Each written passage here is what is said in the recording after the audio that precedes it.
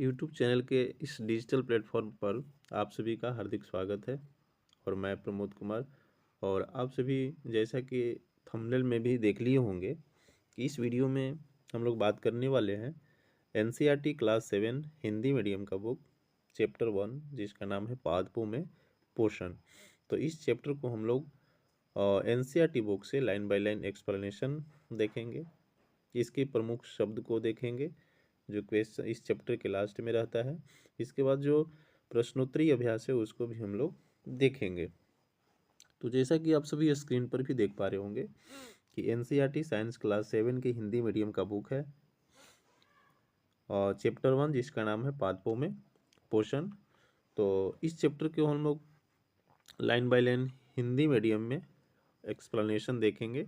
इसके बाद इस चैप्टर में आने वाले प्रमुख शब्द को भी देखेंगे और लास्ट में इस चैप्टर के लिए अभ्यास दिए गए हैं। अभ्यास के लिए कुछ प्रश्न हैं, तो उन सभी प्रश्न को भी हम लोग देखने वाले हैं। तो आइए हम लोग वीडियो में आगे बढ़ते हैं। और वीडियो में जब हम लोग आगे बढ़ेंगे तो देखेंगे, जैसा कि स्क्रीन पर भी देख पा रहे होंगे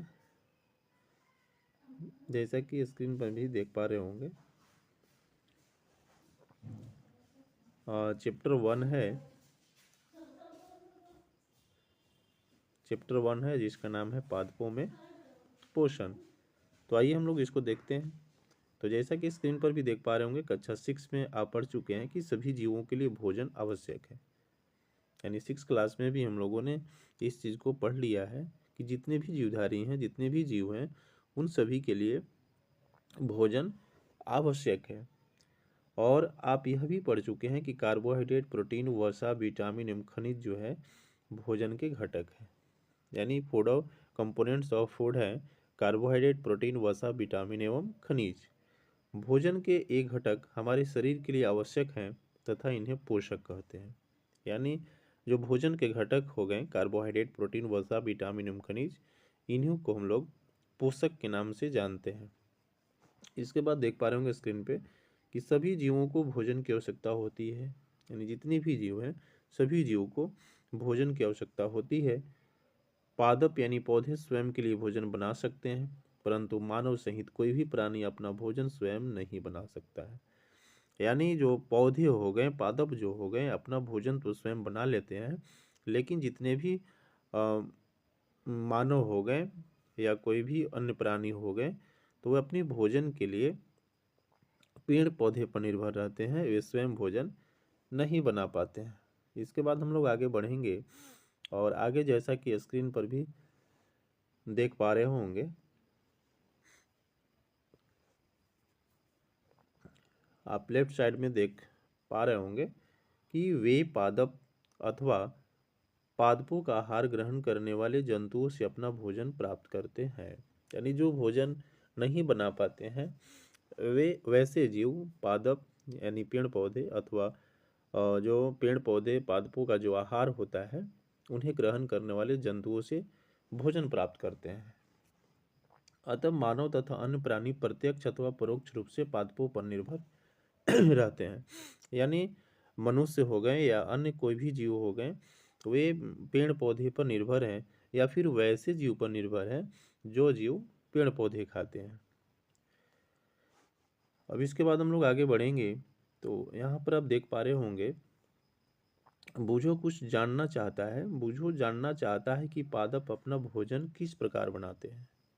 यानी हम लोग ये तो पढ़ लिए हैं कि पादप जो है भोजन स्वयं बना लेते हैं, लेकिन बूझो जानने की कोशिश करता है कि ये भोजन जो है पादप यानी पेड़ पौधे बनाते कैसे हैं। तो इसको हम लोग आगे देखेंगे, इसका जवाब इसी में दे दिया गया है। तो इसको हम लोग आगे बढ़ेंगे और आगे बढ़ते हुए सारी चीज़ों को देख लेते हैं। तो जैसा कि स्क्रीन पर भी देख पा रहे होंगे लेफ्ट साइड में जो फर्स्ट पॉइंट है वो है पादपों में पोषण विधि। तो आइए हम लोग इसको समझते हैं, पादपों में पोषण किस प्रकार की होती है। तो केवल पादप ही ऐसे जीव हैं जो जल, कार्बन डाइऑक्साइड एवं खनिज की सहायता से अपना भोजन बना सकते हैं। ये सभी पदार्थ उनके परिवेश में उपलब्ध होते हैं। यानी बूझो जो जानना चाह रहा था कि पादप कैसे भोजन बनाते हैं, तो उसका जवाब यहाँ पे मिल गया कि केवल पादप ही ऐसे जीव हैं जो जल, कार्बन डाइऑक्साइड एवं खनिज की सहायता से अपना भोजन जो है बना सकते हैं। और ये जो पदार्थ हो गए जल, कार्बन डाइऑक्साइड एवं खनिज, ये आसपास के इन्वायरमेंट से ही मिल जाते हैं। इसके बाद हम लोग आगे देखेंगे तो पोषक पदार्थ सजीवों की संरचना, वृद्धि तथा क्षतिग्रस्त भागों के रख रखाव के लिए समर्थ बनाते हैं तथा विभिन्न जैव प्रक्रमों के लिए आवश्यक ऊर्जा भी प्रदान करते हैं। यानी जो पोषक पदार्थ होते हैं, जैसे कि हम लोगों ने ऊपर में देखा कि कार्बोहाइड्रेट, प्रोटीन, वसा, विटामिन एवं खनिज जो हैं वो भोजन के घटक हैं और इन्हीं घटकों को हम लोग पोषक कहते हैं। तो जो पोषक पदार्थ होते हैं वो सभी सजीवों की शारीरिक संरचना, उनकी वृद्धि यानी ग्रोथ और क्षतिग्रस्त भागों के रख रखाव, यानी किसी बॉडी में अगर क्षतिग्रस्त हो जाती है, टूट फूट जाते हैं, कट जाते हैं, तो उसको ठीक करने में मदद करता है तथा विभिन्न जैव प्रक्रमों के लिए आवश्यक ऊर्जा भी प्रदान करता है। यानी जैसे हम लोग चलते हैं, बोलते हैं, तो उसके लिए ऊर्जा की आवश्यकता होती है और वो सभी ऊर्जा जो है पोषक पदार्थों से मिल जाती है। आगे देखते हैं तो सजीवों द्वारा भोजन ग्रहण करने एवं इसके उपयोग की विधि को पोषण कहते हैं। तो जितने भी सजीव हैं उनके द्वारा जो भोजन करने एवं भोजन करने के बाद जो उपयोग किया जाता है उसी विधि को पोषण कहते हैं। तो पोषण की वह विधि जिसमें जीव अपना भोजन स्वयं संश्लेषित करते हैं स्वपोषण कहलाती है।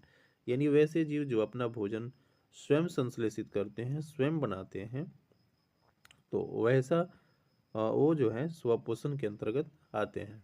अतः इसके बाद हम लोग आगे देखेंगे तो आगे हम लोग आइए राइट साइड में आ जाते हैं और राइट साइड में आकर हम लोग और सारी बातों को जान लेते हैं। अतः ऐसे पादपों को स्वपोषी कहते हैं, यानी जो अपना भोजन स्वयं बना लेते हैं। तो उस जो भोजन की पोषण की विधि हो गई तो वो स्वपोषण हो गई। और वैसे पादप जो स्वयं भोजन संश्लेषित कर लेते हैं, तो वैसे पादपों को स्वपोषी कहते हैं। जंतु एवं अधिकतर अन्यजीव पादपों द्वारा संश्लेषित भोजन ग्रहण करते हैं, इसलिए उन्हें विषमपोषी कहते हैं। यानी जितने भी जंतु हो गए या अधिकतर अन्य जीव हो गए जिसमें मनुष्य भी शामिल है, तो ये सभी जो है पादपों द्वारा संश्लेषित भोजन, यानी पादप जो भोजन बनाती है उसी भोजन को हम लोग ग्रहण करते हैं। यानी हम लोग पेड़ पौधे या पेड़ पौधे का जो उत्पाद होता है, जो प्रोडक्ट होता है, उसी चीज़ को हम लोग भोजन के रूप में ग्रहण करते हैं। तो वैसे जीवों को विषमपोषी कहते हैं। इसके बाद पहेली भी जानना चाहती है कि पादपों की तरह हमारा शरीर भी कार्बन डाइऑक्साइड, जल एवं खनिज से अपना भोजन स्वयं क्यों नहीं बना सकता है। यानी पेड़ पौधे तो अपना भोजन बना ले रहे हैं कार्बन डाइऑक्साइड, जल और खनिज की सहायता से, तो उसी प्रकार से इन सभी की सहायता से हम लोग भोजन क्यों नहीं बना लेते। यानी हमारा शरीर भी कार्बन डाइऑक्साइड, जल एवं खनिज की मदद से भोजन क्यों नहीं बना सकता है। तो जैसा कि हम लोगों ने इस चीज़ को इससे पहले भी पढ़ा है, क्लास 6 में भी पढ़ा है, तो उसके लिए क्लोरोफिल की आवश्यकता होती है जो सूरज की ऊर्जा को अवशोषित करती है और ग्रहण करती है, और वो चीज़ जो है हमारे शरीर में नहीं है। तो इसका जवाब नीचे भी हो जाएगा और मैंने भी जैसा कि बता दिया। इसके बाद और देखते हैं तो आगे दिया जा रहा है कि अब हम पूछ सकते हैं कि पादपों की खाद्य फैक्ट्रियाँ कहाँ स्थित है। यानी जैसा कि हम लोगों ने जाना कि पेड़ पौधे में भोजन बनता है, तो पेड़ पौधों में भोजन बनता क्या है, जड़ में बनता है, तना में बनता है कि पत्ती में बनता है। तो जहाँ भोजन बनती है उसको हम लोग फूड फैक्ट्री भी कहते हैं उसको। तो है कहाँ, क्या भोजन पादप के सभी भागों में निर्मित होता है। यानी जो भोजन बनती है, जैसा कि हम लोगों ने जाना कि पेड़ पौधे स्वयं भोजन बनाते हैं, तो वह भोजन बनती क्या है, किस पार्ट्स में बनती है पेड़ पौधों के, कि क्या सभी भागों में बनती है अथवा केवल कुछ विशेष भागों में। पादप अपने परिवेश से कच्ची सामग्री किस प्रकार प्राप्त करते हैं। यानी जैसा कि हम लोगों ने जाना कि पेड़ पौधे जो हैं अपना कार्बन डाइऑक्साइड, जल एवं खनिज की मदद से अपना भोजन बनाते हैं। तो वो जो जल, कार्बन डाइऑक्साइड एवं खनिज हो गया, वो प्राप्त कैसे करते हैं। खाद्य फैक्ट्रियों तक उनका स्थानांतरण किस प्रकार होता है। यानी जहाँ पे भोजन बनाते हैं उन भागों तक ये जल, कार्बन डाइऑक्साइड और जो खनिज हो गई, यानी जो कच्ची सामग्री हो गई भोजन बनाने के लिए पेड़ पौधे है, तो वो फूड फैक्ट्री तक, यानी जहाँ भोजन बनता है पेड़ पौधे में, वहाँ तक पहुँचती कैसी है। तो आइए हम लोग आगे बढ़ते हैं और आगे बढ़कर और सारी चीज़ों को हम लोग देख लेते हैं। तो जैसा कि 1.2 हम लोग देख पा रहे हैं, और यहाँ जैसा कि आप देख पा रहे होंगे, आइए हम लोग इसको देख लेते हैं राइट साइड में। तो जैसा कि स्क्रीन पर भी देख पा रहे होंगे, प्रकाश संश्लेषण, पादपों में खाद्य संश्लेषण का प्रक्रम, यानी जो नेक्स्ट पॉइंट हम लोग देखने जा रहे हैं वह है प्रकाश संश्लेषण, पादपों में खाद्य संश्लेषण का प्रक्रम। यानी जो पेड़ पौधे भोजन बनाते हैं उस प्रक्रिया का ही नाम प्रकाश संश्लेषण है। यानी प्रकाश संश्लेषण की मदद से ही पेड़ पौधे जो है भोजन अपना बनाते हैं। तो जो भी क्वेश्चन इससे पहले किया गया था कि फूड फैक्ट्री है कहाँ, तो उसका जवाब अब नीचे मिल रहा है कि पत्तियां जो है पादप की खाद्य फैक्ट्रियाँ हैं।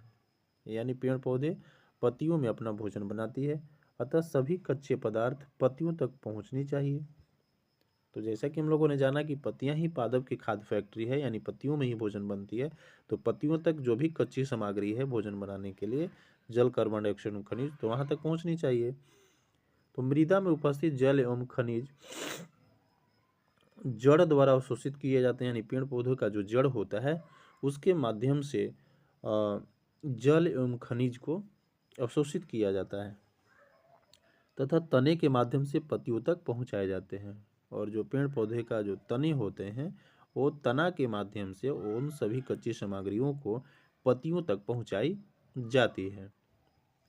इसके बाद देख पा रहे होंगे कि पत्ती की सतह पर उपस्थित सूक्ष्म रंध्रों द्वारा वायु में उपस्थित कार्बन डाइऑक्साइड प्रवेश करती है। यानी पत्तियों की सतहों पर उपस्थित छोटे छोटे छिद्र होते हैं जिन्हें हम लोग रंध्र के नाम से जानते हैं। तो उन्हीं छोटे छोटे छिद्रों के माध्यम से जो वायु में यानी हवा में जो कार्बन डाइऑक्साइड है वो वहाँ पे प्रवेश करते हैं। इसके बाद यहाँ भी बूझो जानना चाहता है कि जड़ द्वारा अवशोषित जल एवं खनिज पत्ती तक किस प्रकार पहुँचते हैं। यानी फिर इसका क्वेश्चन है कि ठीक है वहाँ तो जाती है, लेकिन जो जड़ द्वारा अवशोषित जो जल एवं खनिज जो मिट्टी से लेते हैं जड़, वो पत्ती तक कैसे पहुँच जाएगा। तो इस चीज़ को भी हम लोग आगे देखेंगे। तो हम लोग अब आगे बढ़ते हैं। तो इसको जानने के पहले हम लोग यहाँ पर आप देख पा रहे होंगे एक टॉपिक जो कोशिकाएं हैं, तो इस चीज़ को हम लोग थोड़ा सा देख लेते हैं। तो आइए हम लोग देखते हैं इसको। तो एक कोशिका का आप चित्र देख पा रहे होंगे, इधर में एक कोशिका का चित्र है। तो आपने देखा है कि इमारतें ईंटों से बनती है, इसी प्रकार सजीवों का शरीर सूक्ष्म इकाइयों से बनता है जो कोशिका कहलाती है। जैसा कि हम लोग जानते हैं कि जो भी इमारत बनते हैं, घर मकान बनते हैं, तो वे ईंटों से बनाए जाते हैं। बहुत सारे ईंटों मिलकर उस इमारत को खड़ा करते हैं। तो उसी प्रकार से हम लोगों का यानी सजीवों का जो शरीर है वो छोटे छोटे इकाइयों से बनता है और उन्हीं छोटी इकाइयों को कोशिका कहते हैं। कोशिकाओं को सूक्ष्मदर्शी द्वारा देखा जा सकता है क्योंकि वो इतना ही छोटा होते हैं कि हम लोग खुली आंखों से नहीं देख सकते हैं। उसको देखने के लिए सूक्ष्मदर्शी की आवश्यकता होती है। कुछ जीव मात्र एक कोशिका के बने होते हैं। कोशिका एक पतली बाह्य संरचना द्वारा घिरी होती है, जैसी कोशिका झिल्ली कहते हैं। तो कुछ ऐसे भी जीव होते हैं जो मात्र एक कोशिका के बने होते हैं और कोशिका की पतली बाह्य संरचना द्वारा एक घिरी होती है। यानी कोशिका के चारों तरफ एक पतली संरचना होती है जिसे कोशिका झिल्ली कहते हैं। इसमें केंद्र में स्थित एक सुस्पष्ट संरचना भी होती है जो केंद्र कहलाती है। यानी इस कोशिका के बीच में एक संरचना होती है जिसे केंद्र कहते हैं। जैसा कि कहा जा रहा है कि चित्र 1.1 में देख सकते हैं, आप देख पा रहे होंगे ये कोशिका है और एक केंद्रक आप देख पा रहे होंगे। यहाँ पर एक केंद्रक है, यहाँ पर एक केंद्रक है। आप जितने भी कोशिका देख पा रहे होंगे सभी के बीच में जो है एक केंद्रक है। इसके बाद कोशिका झिल्ली, यानी ये जो बाहरी वाली संरचना आप लाइनिंग वाला जैसा देख पा रहे हैं, ये आपकी कोशिका झिल्ली हो गई। आगे बताया जा रहा है कि केंद्रक चारों ओर से जेली के समान एक पदार्थ से घिरा होता है। देख होंगे आप, dot dot dot dot dot नजर आ रहा होगा। कोशिका झिल्ली और केंद्रक के आसपास आप देख पा रहे होंगे, तो उसे कोशिका द्रव कहते हैं, जिसे कोशिका द्रव कहते हैं। तो आइए, कोशिका के बारे में हम लोगों को इतना ही जाननी है। इसके बाद हम लोगों को और आगे बढ़कर कुछ बातों को जान लेनी है। तो जैसा कि आप स्क्रीन पर भी देख पा रहे होंगे, लेफ्ट साइड में आ जाइए, और लेफ्ट साइड में जैसा कि स्क्रीन पर देख पा रहे होंगे, यदि आपको वीडियो स्पष्ट नज़र नहीं आ रही होगी तो अपने वीडियो क्वालिटी को चेंज कर सकते हैं और उसको लैंडस्केप मोड में वीडियो को, यानी फुल स्क्रीन में देखिए, तो स्पष्ट नज़र आएगी। और चैनल पर पहली बार होंगे तो चैनल को आप सब्सक्राइब कर लीजिएगा और बगल में बेल आइकन को प्रेस करके भी ऑल सेलेक्ट कर लीजिएगा, ताकि जब भी इस चैनल पे वीडियो इस प्रकार की अपलोड होगी उसका नोटिफिकेशन आपको तक मिल जाएगी। तो चलिए हम लोग आगे बढ़ते हैं। आगे देख पा रहे होंगे लेफ्ट साइड में कि यह रंध्र द्वार कोशिकाओं द्वारा घिरे होते हैं, ऐसे छिद्रों को रंध्र कहते हैं। यानी जैसा कि हम लोगों ने जाना कि पत्तियों में छोटे छोटे छिद्र होते हैं, जिन्हें रंध्र के नाम से जानते हैं, और ये जो रंध्र होती हैं एक कोशिकाओं द्वारा घिरे होते हैं, और ऐसे छिद्रों को रंध्र कहते हैं। जल एवं खनिज वाहिकाओं द्वारा पत्तियों तक पहुंचाए जाते हैं। यानी जल एवं खनिज जो जड़ द्वारा अवशोषित किया जाता है मिट्टी से, उसे वाहिकाओं द्वारा पत्तियों तक पहुंचाई जाती है। और ये जो वाहिकाएं होती है वो नली के समान होती है, पाइप के समान होती है, तथा जड़, तना, शाखाओं एवं पत्तियों तक फैली होती है। यानी ये पेड़ पौधों के सभी भागों तक फैली होती है। और आगे हम लोग देखेंगे तो पोषकों को पत्तियों तक पहुंचाने के लिए ये वाहिकाएं एक सतत मार्ग बनाती हैं, यानी कहीं भी ये टूटता नहीं है, एकदम सतत लगातार पाइप होती है ये। पादपों में पदार्थों के परिवहन के विषय में आप अध्याय 7 में पढ़ेंगे, यानी चैप्टर 7 में भी हम लोग इसको पढ़ेंगे कि पदार्थों का परिवहन कैसे होता है पेड़ पौधों में। तो अभी तक इतना ही जान लेनी है कि पत्तियों में एक संरचना होती है जिसे वाहिकाएं कहते हैं हम लोग, जो नली के समान होती है और पेड़ पौधों के सभी भागों तक फैली रहती है। और जड़ द्वारा जो मिट्टी से जल एवं खनिज अवशोषित की जाती है, उसको इन्हीं वाहिकाओं के माध्यम से पत्तियों तक पहुंचाई जाती है। इसके बाद यहाँ पर पहेली भी कुछ जानना चाहती है। पहेली जानना चाहती है कि पत्तियों में ऐसा क्या विशेषता है कि वे खाद्य पदार्थों का संश्लेषित कर सकती है, परंतु पादप के दूसरे भाग में नहीं। यानी यहाँ पे जैसा कि हम लोगों ने जाना कि पेड़ पौधे में कि पत्ती में ही खाना बनती है, यानी फूड फैक्ट्री पत्तियों को ही कहा जाता है। तो वहाँ पे क्या ऐसी खास चीज़ है जहाँ पे भोजन बनती है, लेकिन जो पेड़ पौधे हैं उसके अन्य दूसरे भागों में नहीं बनती है। तो आइए हम लोग इस चीज़ को भी देखेंगे। तो जैसा कि अब आप देख पा रहे हैं, जैसा ये पहेली जानना चाह रही है उसका जवाब हम लोग नीचे देख पाएंगे। तो आइए, लेफ्ट साइड में ही आप देख पा रहे होंगे, और यहाँ पर लेफ्ट साइड में जैसा कि स्क्रीन पर देख पा रहे होंगे, यहाँ पे कहा जा रहा है कि पत्तियों में एक हरा वर्णक होता है जिसे क्लोरोफिल कहते हैं। यानी पेड़ पौधों की जो पत्तियाँ होती है उसमें एक हरा वर्णक होता है, ग्रीन पिगमेंट होता है, जिसे क्लोरोफिल के नाम से जानते हैं। और ये जो क्लोरोफिल है वो सूर्य के प्रकाश यानी सौर प्रकाश की ऊर्जा का संग्रहण करने में पत्ती की सहायता करता है। यानी एक ग्रीन पिगमेंट होता है पत्ती में, जो सूर्य के प्रकाश को यानी सौर्य प्रकाश को ऊर्जा के संग्रहण करने में, यानी उसको संग्रहण करने में ये पत्ती को मदद करती है। इस ऊर्जा का उपयोग जल एवं कार्बन डाइऑक्साइड से खाद्य संश्लेषण में होता है। यानी इन्हीं सूर्य प्रकाश की मदद से जल एवं कार्बन डाइऑक्साइड का उपयोग करके ये खाद्य संश्लेषण करते हैं। क्योंकि खाद्य संश्लेषण सूर्य के प्रकाश के उपस्थिति में ही होती है, इसलिए इसे प्रकाश संश्लेषण भी कहते हैं। यानी भोजन जो बनाते हैं पेड़ पौधे वो सूर्य के प्रकाश में ही संभव है, इसीलिए इसे प्रकाश संश्लेषण भी कहते हैं। अतः हमने देखा कि क्लोरोफिल सूर्य का प्रकाश, कार्बन डाइऑक्साइड एवं जल प्रकाश संश्लेषण के लिए आवश्यक है। यानी हम लोगों ने यहाँ पे देखा कि प्रकाश संश्लेषण के लिए आपको क्लोरोफिल, सूर्य का प्रकाश, कार्बन डाइऑक्साइड एवं जल आवश्यक है। और जैसे कि यहाँ पे आप देख पा रहे होंगे एक इक्वेशन, कार्बन डाइऑक्साइड और जल मिलकर यहाँ पर भोजन बना रहे हैं। और ऊपर में देख पा रहे होंगे सूर्य का प्रकाश और क्लोरोफिल, यानी क्लोरोफिल ही सूर्य के प्रकाश को संग्रहण करती है। तो ये दोनों की उपस्थिति में और कार्बन डाइऑक्साइड और जल से मिलकर एक कार्बोहाइड्रेट और ऑक्सीजन मिलाते हैं। तो कार्बोहाइड्रेट एक प्रोडक्ट हो गया भोजन का, और ऑक्सीजन जो है ये बाहर निकाल देते हैं, जिसे हम लोग उपयोग करते हैं सांस लेने में। तो आइए हम लोग अब आगे बढ़ेंगे, और आगे जैसा कि आप देख पा रहे होंगे स्क्रीन पे, तो आगे हम लोग देख पा रहे होंगे यहाँ पे कि इस पृथ्वी पर यह एक अद्वितीय प्रक्रम है। यानी हम लोग यहाँ पे जाने कि एक पेड़ पौधा ही है जो भोजन स्वयं बनाते हैं। तो यह पृथ्वी पर एक अद्वितीय प्रक्रम है। पत्तियों द्वारा सौर ऊर्जा संग्रहित की जाती है तथा पादप में खाद्य के रूप में संचित हो जाती है। अतः सभी जीवों के लिए सूर्य ऊर्जा का चरम स्रोत है। यानी यहाँ पे कहा जा रहा है कि पत्तियों द्वारा सौर ऊर्जा को संग्रहित की जाती है तथा पादप में वो खाद्य के रूप में संचित हो जाती है, क्योंकि उसी की उपस्थिति में यहाँ पे भोजन संश्लेषित होती है और भोजन बनने के बाद वो खाद्य के रूप में संचित हो जाती है। इसीलिए यहाँ पे कहा गया है कि जो सूर्य ऊर्जा होती है वो सभी जीवों के लिए चरम स्रोत है। क्या आप कल्पना कर सकते हैं कि प्रकाश संश्लेषण नहीं होगा तो क्या होगा? यहाँ पे क्वेश्चन पूछा जा रहा है कि क्या आप कल्पना कर सकते हैं कि प्रकाश संश्लेषण अगर नहीं होगा तो क्या होगा?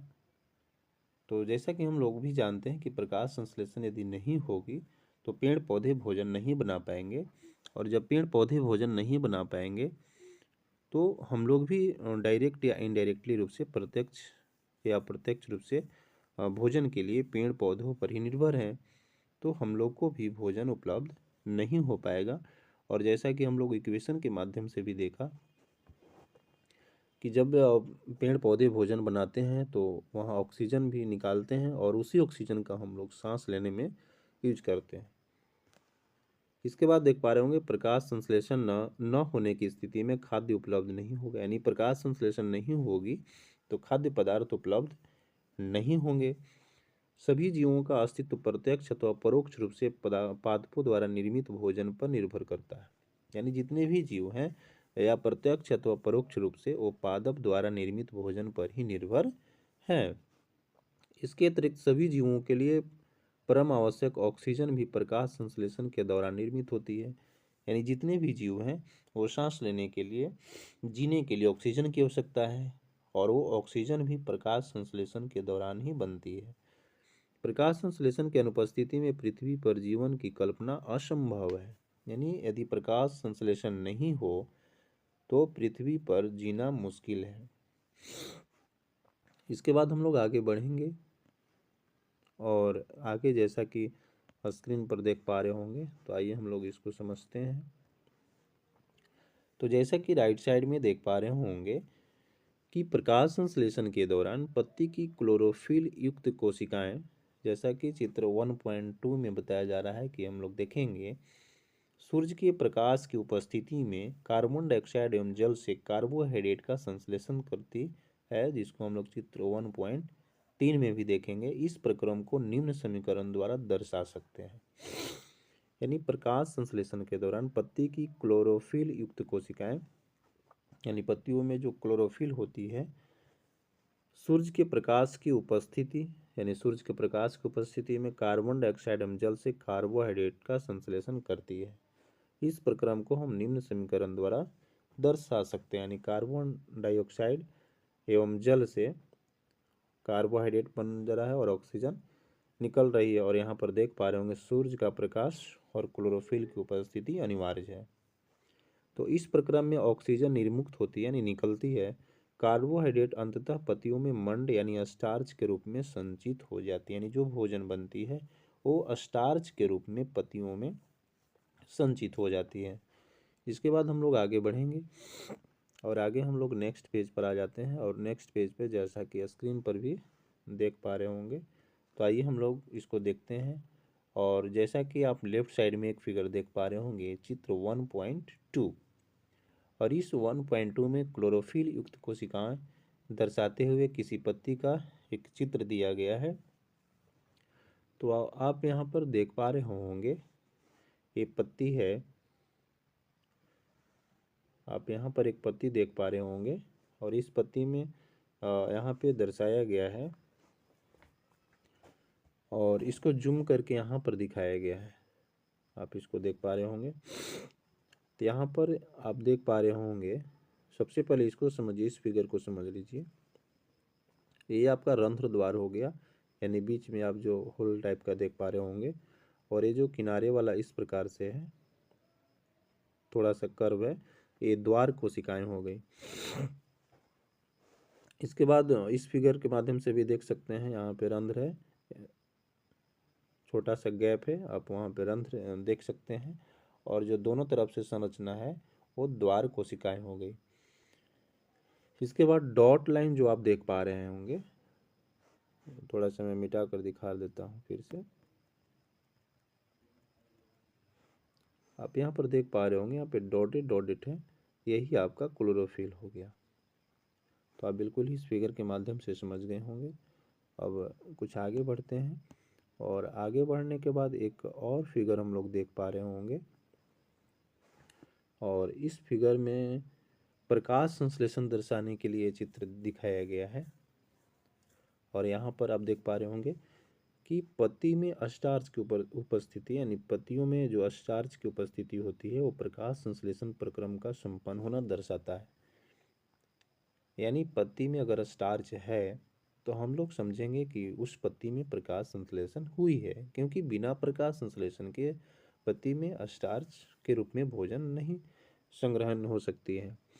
स्टार्च भी एक प्रकार का कार्बोहाइड्रेट है, यानी जो स्टार्च के रूप में जो खाद्य वहाँ पे संग्रहित होती है वो एक कार्बोहाइड्रेट का ही रूप है। तो आप यहाँ फिगर में देख पा रहे होंगे, यह जो पेड़ पौधा है, यहाँ जड़ को देख सकते हैं। तो इस मिट्टी से जल एवं खनिजों को ये जड़ जो है अवशोषित करते हैं, और पत्तियों में क्लोरोफिल होती है जो ग्रीन पिगमेंट होती है, और इस पे जब सौर ऊर्जा को ये क्या करते हैं, क्लोरोफिल अवशोषित करते हैं, संग्रहित करते हैं, और इन वातावरण से यानी वायु से कार्बन डाइऑक्साइड को लेते हैं। इन पत्तियों में जो छोटे छोटे छिद्र होते हैं, रंध्र होते हैं, और इन्हीं पत्तियों से जब भोजन बनती है उस टाइम ऑक्सीजन निर्मुक्त होती है, यानी निकलती है। तो आप फिगर के माध्यम से भी आप समझ गए होंगे। अब आइए स्क्रीन पे अब राइट साइड की ओर चलते हैं, और राइट साइड में बूझो कुछ क्वेश्चन एराइज कर रहा है। तो इस क्वेश्चन को भी हम लोग, बूझो क्या पूछना चाहते हैं लोग, इसको हम लोग देखते हैं। तो यहाँ पर बूझो जो है देख पा रहे होंगे, बूझो ने देखा कि कुछ पादपों की जो पत्तियां होती है गहरी लाल होती है, बैंगनी होती है, तो भूरे रंग की होती है। वह जानना चाहता है कि क्या इन पत्तियों में भी प्रकाश संश्लेषण होता है। जैसे कि हम लोगों ने देखा कि पत्तियों में ग्रीन पिगमेंट होती है, एक हरा वर्णक होती है जिसे क्लोरोफिल कहते हैं।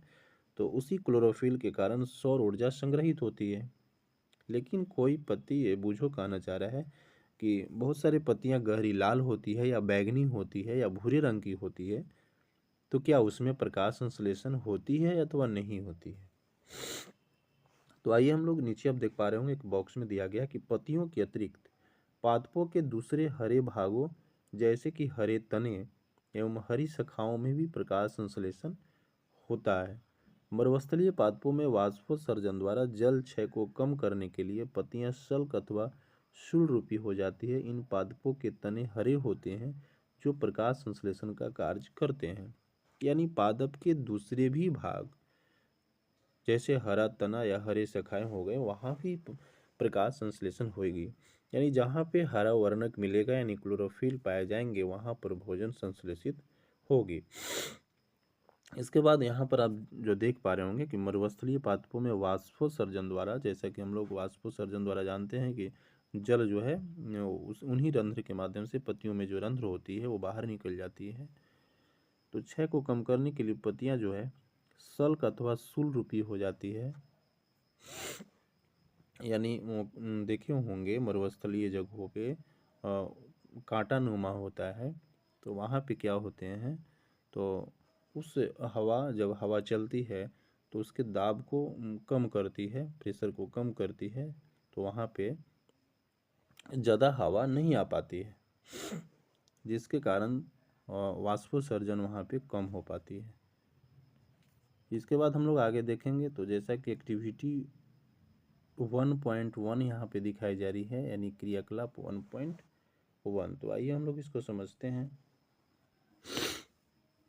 ये एक्टिविटी 1.1 में क्या कही जा रही है।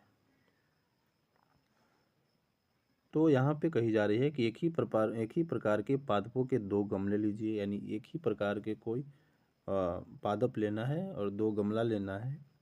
एक को अंधकार अथवा काले बॉक्स में 72 घंटों के लिए रखिए तथा दूसरे को सूर्य के प्रकाश में रखिए।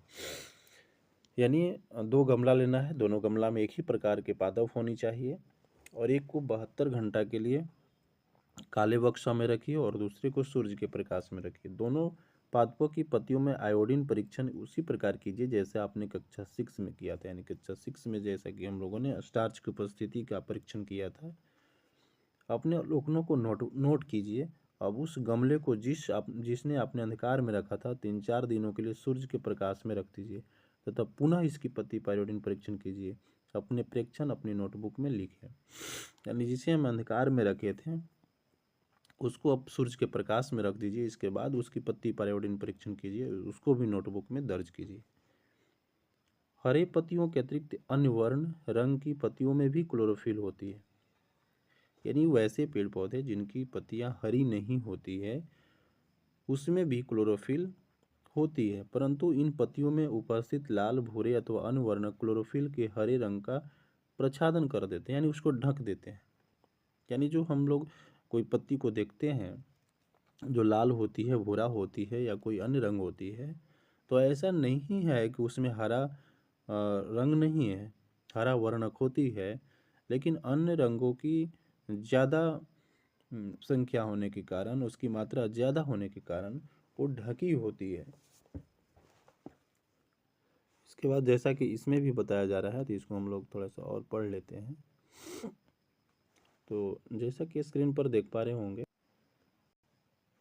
आइए हम लोग इसको देखते हैं। तो जैसा कि स्क्रीन पर राइट साइड में ही देख पा रहे होंगे कि जो पत्तियां लाल होती हैं, भूरा होती है अथवा अन्य वर्णक होती है, तो उसमें भी हरे रंग होती है, लेकिन उसको ढक देती है, अर्थात ढक लेते हैं। चित्र 1.4 में दिखाया जाएगा, उसको हम लोग देखेंगे। इन पत्तियों में भी प्रकाश संश्लेषण होती है, यानी ऐसे पत्ती पेड़ पौधों की जो लाल, भूरा या कोई अन्य रंग की दिखती है, तो उसमें भी हरा रंग होती है, लेकिन अन्य रंग जो है उसको ढके हुए होते हैं, तो हमें वो नज़र नहीं आती है।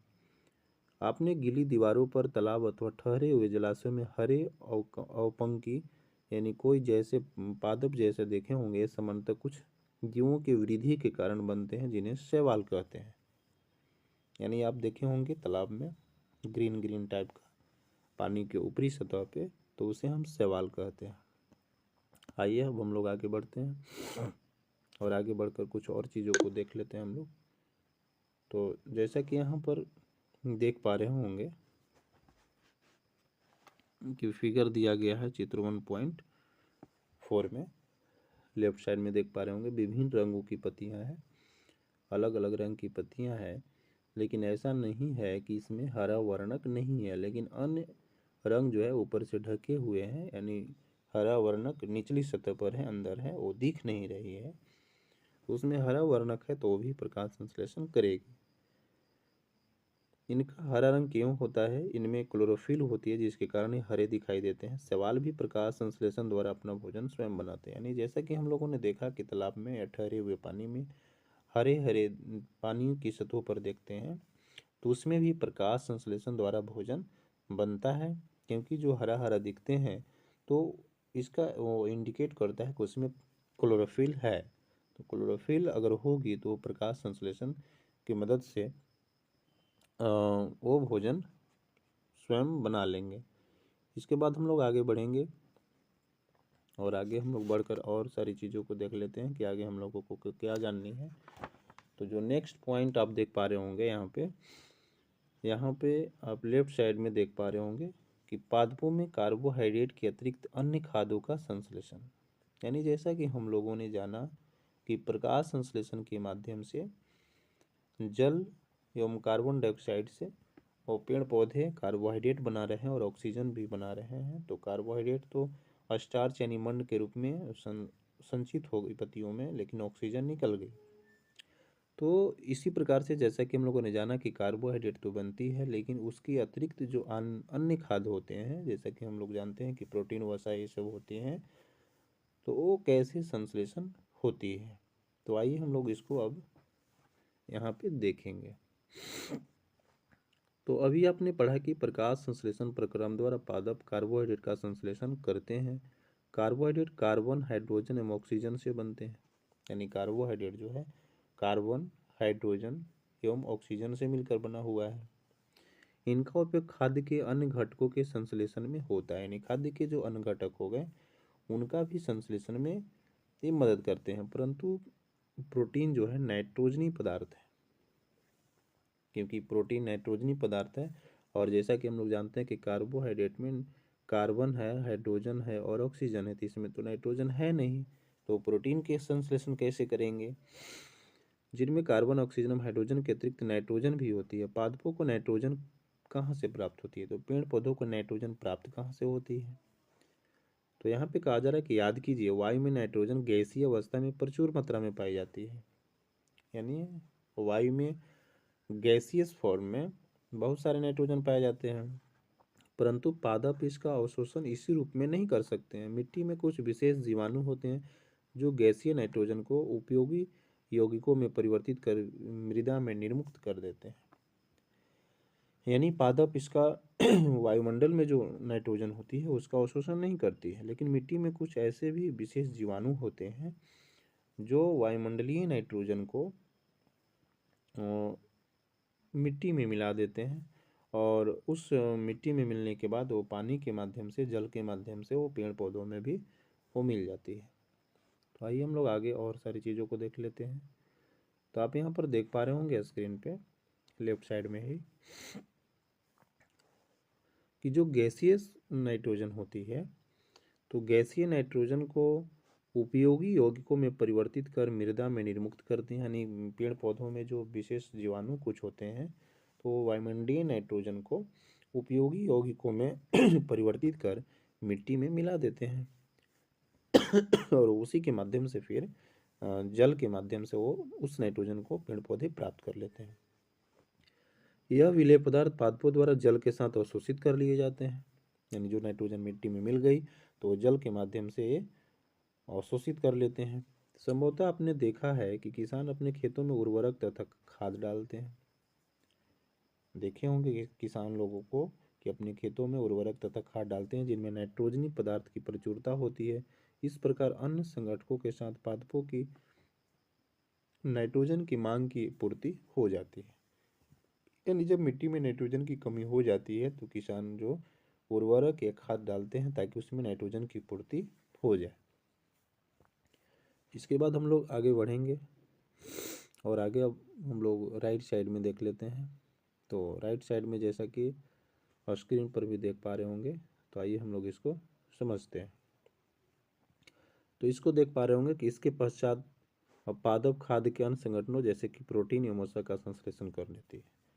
यानी कार्बोहाइड्रेट में तो वहाँ पे नाइट्रोजन की मात्रा नहीं होती है, तो नाइट्रोजन और वो जो विशेष जीवाणु होते हैं पेड़ पौधों में, तो वे गैसीय नाइट्रोजन को परिवर्तित कर वो मिट्टी में उपयोगी यौगिक में बदलकर मिट्टी में मिला देते हैं, और उस मिट्टी में मिलने के बाद वो जल में विलेय है, तो जल में विलेय होते हुए पेड़ पौधों को प्राप्त हो जाती है। इस प्रकार से कार्बोहाइड्रेट के अतिरिक्त जो प्रोटीन और वसा होती है उसका भी संश्लेषण हो जाती है। अब हम लोग आगे देखेंगे 1.3।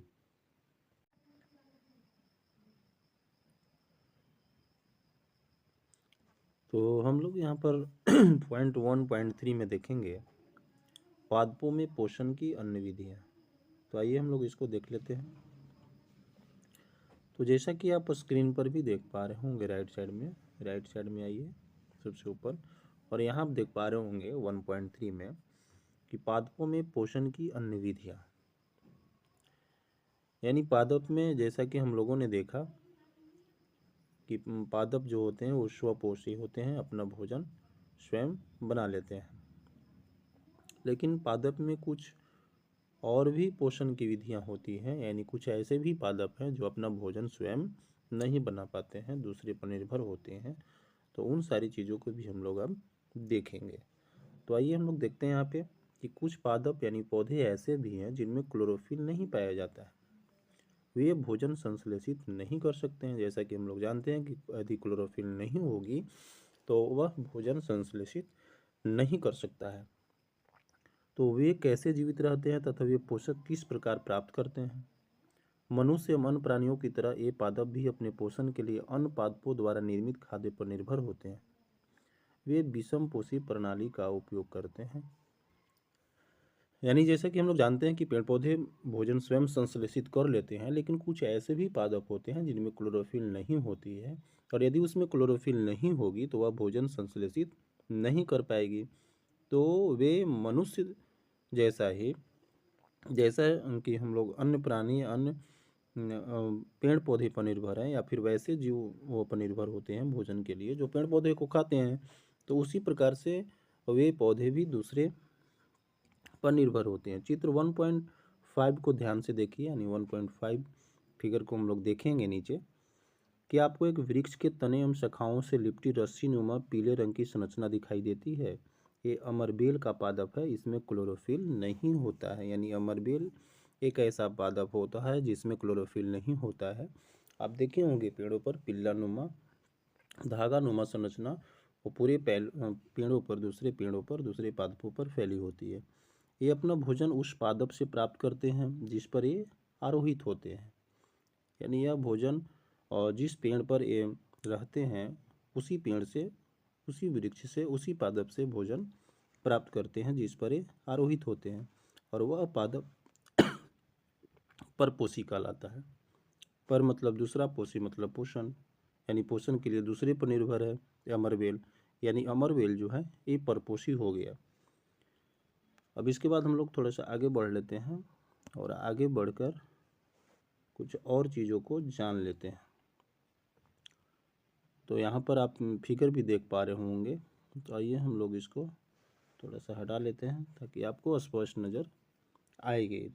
तो जैसा कि आप यहाँ पे देख पा रहे होंगे, क्योंकि अमरबेल जो है, अमरबेल जैसे पादप परपोषी को अमूल्य पोषकों से वंचित रखते हैं, अतः इन्हें परजीवी कहते हैं। यानी अमरबेल जो होता है, अमरबेल जैसे पादप जो हो गई, वो परपोषी को अमूल्य पोषकों से वंचित करते हैं, अतः इन्हें परजीवी कहते हैं। यानी उसी से भोजन प्राप्त कर रहे हैं, या जिस पेड़ पर हैं तो उसके न्यूट्रिएंट्स को ये ले रहा है। क्या हम एवं अन्य जंतु भी एक प्रकार के परजीवी हैं? आपको इस पर विचार करना चाहिए। अपने अध्यापक से इस विषय पर चर्चा भी कीजिए। यानी जिस प्रकार से अमरबेल दूसरे पर निर्भर है और दूसरे के न्यूट्रिएंट्स को ले रहा है, तो क्या हम लोग भी उसी प्रकार के परजीवी हैं? तो इसको आपको सोचना है। और जैसा कि आप फिगर में देख पा रहे होंगे, पीला पीला नुमा संरचना इस पेड़ पर फैला हुआ है, और इसी को हम लोग अमरबेल कहते हैं, और अमरबेल एक परजीवी है। अब आइए आगे बढ़ते हैं। अब आगे हम लोग नेक्स्ट पेज पर आएंगे, और नेक्स्ट पेज पर आके लेफ्ट साइड से हम लोग सारी चीज़ों को देखेंगे। तो यहाँ पे आप स्क्रीन पर देख पा रहे होंगे लेफ्ट साइड में, और यहाँ पर दिया हुआ है कि क्या अन्य जंतु भी एक प्रकार के परजीवी हैं, जिस प्रकार से वो आपका अमरबेल परजीवी है। आपको इस पर विचार करना है और अपने अध्यापक को भी इस विषय पर चर्चा करना है। इसके बाद यहाँ पहेली कुछ जानना चाह रही है, और पहेली यह जानना चाहती है कि क्या हमारा रक्त चूसने वाले जो मच्छर होते हैं, खटमल होते हैं, जू एवं जोंक होते हैं, जैसे जीव भी परजीवी हैं। ये क्वेश्चन पूछा जा रहा है यहाँ पे कि पहेली जानना चाहती है कि जो हमारा रक्त चूसने वाला जो मच्छर होती है, खटमल होती है, जू होती है, जो जोंक होते हैं, और क्या ऐसे सभी जीव परजीवी हैं? क्या आपने ऐसे पादपों को देखा अथवा उनके विषय में सुना है जो जंतुओं का भक्षण करते हैं? यानी कुछ ऐसे भी पादप हैं, कुछ ऐसे भी पेड़ पौधे हैं जो जंतुओं का भक्षण करते हैं। तो इन सभी का जवाब इधर मिलेगा। तो कुछ ऐसे पादप भी हैं जो कीड़ों को पकड़ते हैं तथा उन्हें पचा जाते हैं। यानी कुछ ऐसे भी पादप हैं जो कीड़े मकोड़े को खा लेते हैं और उन्हें पचा लेते हैं। क्या यह विस्मयकारी नहीं है? ऐसे पौधे हरे या अन्य किसी रंग के हो सकते हैं। चित्र 1.6 में, तो 1.6 में हम लोग देखेंगे, पादप को देखना है। इसकी घड़ा जो है, इसकी घड़े के समान दिखाई देने वाली संरचना वास्तव में उसकी पत्ती को रूपांतरित करती है। यानी पत्तियों के जो इंड पार्ट होता है वहाँ पे घड़ानुमा संरचना बनी होती है। तो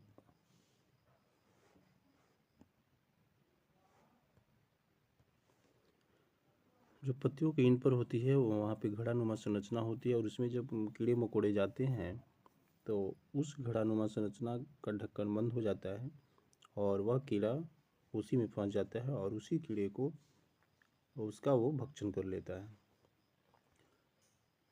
तो पत्ते का जो शीर्ष भाग होता है घड़े का ढक्कन बनाता है। आप यहाँ पर देख पा रहे होंगे इसको ढक्कन। तो घड़े के अंदर उनके रोम होते हैं, बाल जैसा होते हैं, जो नीचे की ओर होते हैं, और जैसे ही इसमें कोई कीड़ा जाता है तो वहाँ पे फंस जाता है। जो नीचे की ओर ढलके रहते हैं अर्थात अधोमुखी होते हैं, जब कोई कीड़े घड़े में प्रवेश करता है तो यह उसके रोमों में फंस जाता है। और यह जो है अब ये घट में जो रूपांतरित पत्ती है जो घड़ानुमा है, तो यह जो है घटपर्णी यानी पीचर पादप है। यानी जो पीचर पादप या घटपर्णी कह लीजिए, उसमें घड़े एवं ढक्कन जैसी संरचना होती है जो कीड़े मकोड़े को उसमें फंसाने का काम करती है।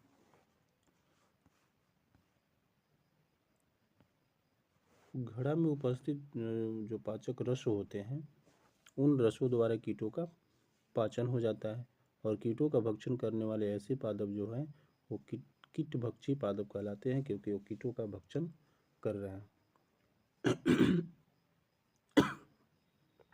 तो घड़ों में उपस्थित पाचक रस द्वारा कीटों का पाचन हो जाता है। कीटों का भक्षण करने वाले ऐसे पादप कीटभक्षी पादप कहलाते हैं। वीनस फ्लाईट्रैप अथवा संडीव कीटभक्षी पादप के दो अन्य उदाहरण हैं। यानी घटपर्णी या पीचर पादप के अलावा जो है वो वीनस फ्लाईट्रैप या संडीव हो गया, वो कीटभक्षी पादप का ही उदाहरण है।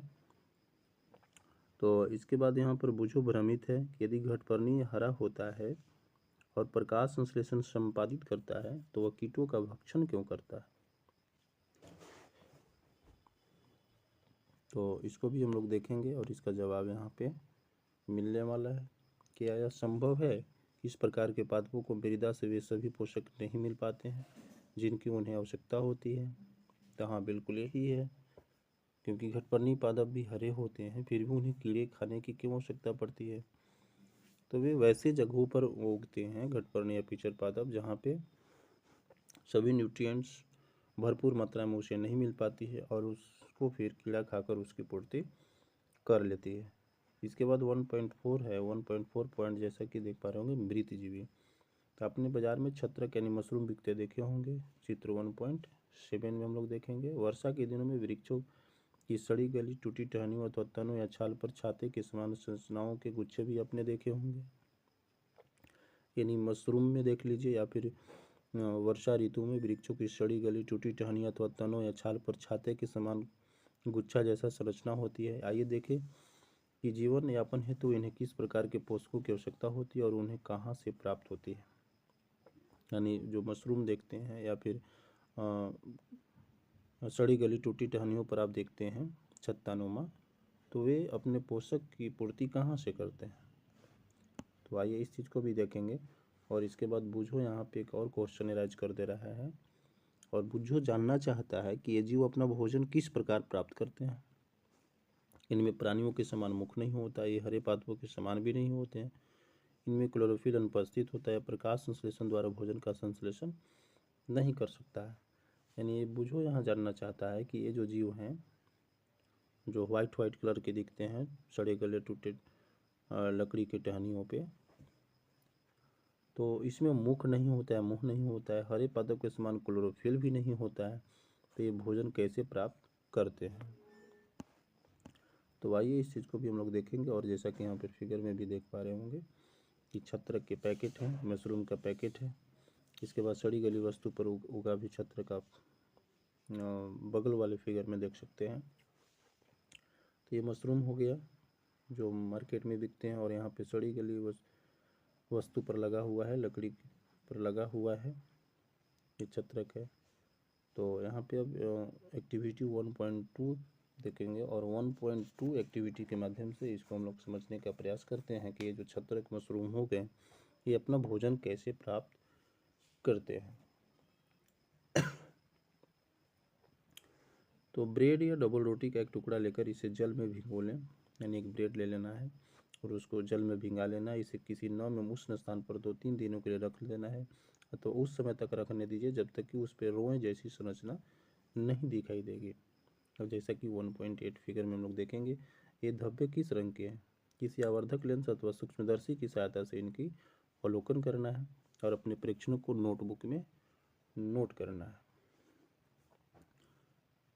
तो अब हम लोग इसको आगे जब बढ़कर देखेंगे, यानी यहाँ पर कहा जा रहा है कि एक ब्रेड ले लेना है और ब्रेड के टुकड़े को पानी में भिंगाकर उसको 2-3 दिन तक रख देना है, और तब तक रखना है जब तक उस पर रोए जैसा संरचना नहीं दिखाई देगा।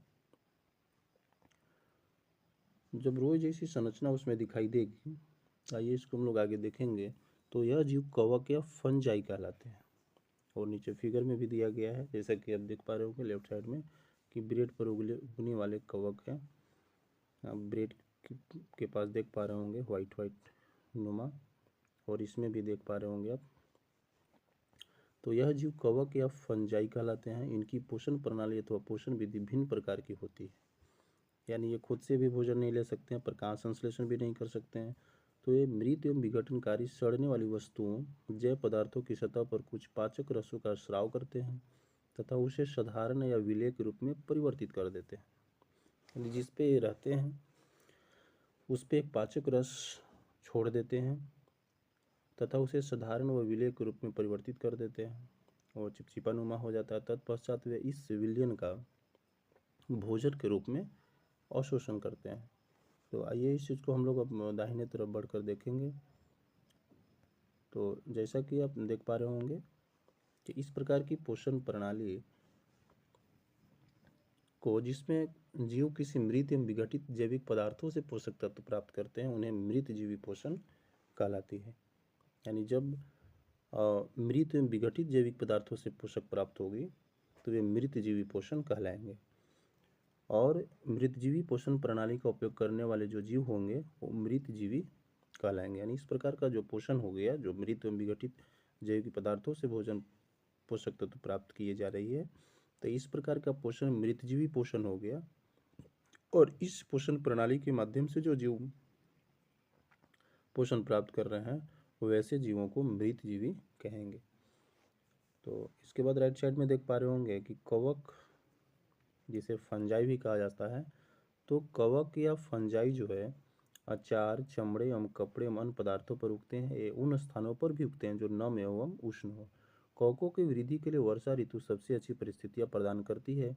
इसी कारण वर्षा ऋतु के दौरान अनेक वस्तुएं कवकों की वृद्धि के कारण नष्ट अथवा अनुपयोगी हो जाती है। यानी देखे होंगे वर्षा ऋतु में कोई वस्तु अगर भीग गई, कपड़ा हो गया या फिर लकड़ी हो गई, तो वे नष्ट हो जाते हैं, यानी इसी प्रकार से वो विनिष्ट हो जाते हैं। तो अपने विभागों से कवक द्वारा होने वाले नुकसान पर भी चर्चा करना है। इसके बाद हम लोग आगे बढ़ेंगे और आगे बढ़ते हुए कुछ और चीज़ों को देख लेंगे। और यहाँ भी जो पहेली है, पहेली भी कुछ क्वेश्चन पूछ रही है, तो इसके भी क्वेश्चन को हम लोग यहाँ पे देख लेते हैं। तो पहेली को याद है कि उसके सुंदर जूते जिन्हें वह विशेष अवसरों पर पहनती थी वर्षा ऋतु में कवक के कारण खराब हो गए। वह जानना चाहती है कि वर्षा ऋतु में कवक अचानक कैसे प्रकट हो जाते हैं। यानी पहेली यहाँ कह रही है कि उसके सुंदर जूते जिन्हें वह विशेष अवसरों पर पहनती थी वर्षा ऋतु में कवक के कारण खराब हो गए। वह जानना चाहती है कि वर्षा ऋतु में कवक अचानक प्रकट कैसे हो जाते हैं।